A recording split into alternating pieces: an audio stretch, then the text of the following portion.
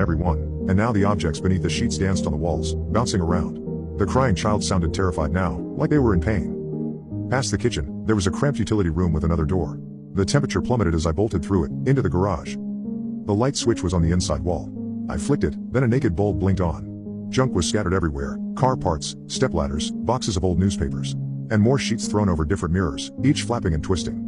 There were more cries, except not just the boy, and for a second I was afraid to move. But then a door slammed shut behind me, and I ran for it.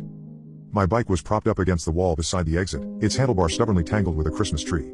After a few tugs, it came loose, and it was like setting off a Rube Goldberg machine. A mop and bucket fell into a stepladder, which clattered to the floor and sent a bag of marbles sprawling across the floor, and so on. I grabbed the bike's handlebars. The exit was one of those old fold-up doors you needed to twist the handle to open.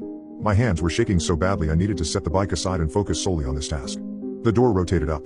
Behind me, Thomas's dad burst into the room, and for the first time he'd stopped smiling. He rushed after me but struggled to get through the minefield of junk.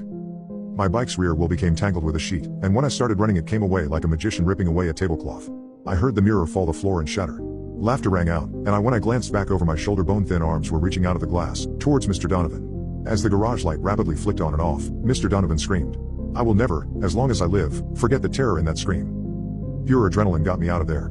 Without slowing down, I sprinted to the top of the driveway and leapt onto the bike and flew down the hill. Behind me, screams rang out from deeper in the house. I didn't stop to look back. Mom wasn't pleased about me cycling home so late, but I made up an excuse about Thomas's family getting sick and needing to leave in a hurry, so she let it slide. I knew she'd never believe my story.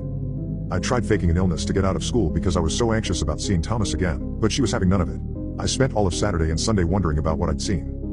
On Monday, my desk buddy sat without breathing a single word. We never spoke again, we didn't bump elbows once. To my great relief, Miss Henry announced Thomas's family had moved again the very next day.